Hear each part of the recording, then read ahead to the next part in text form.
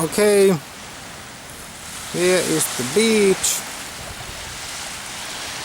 where I live. It starts from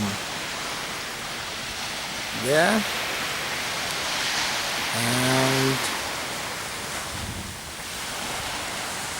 it goes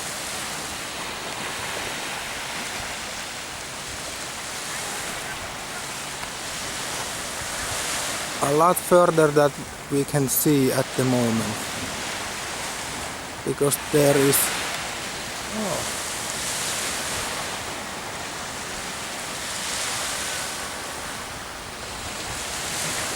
that's marina, the pier. It goes beyond that, so we can only see the half of the beach from here.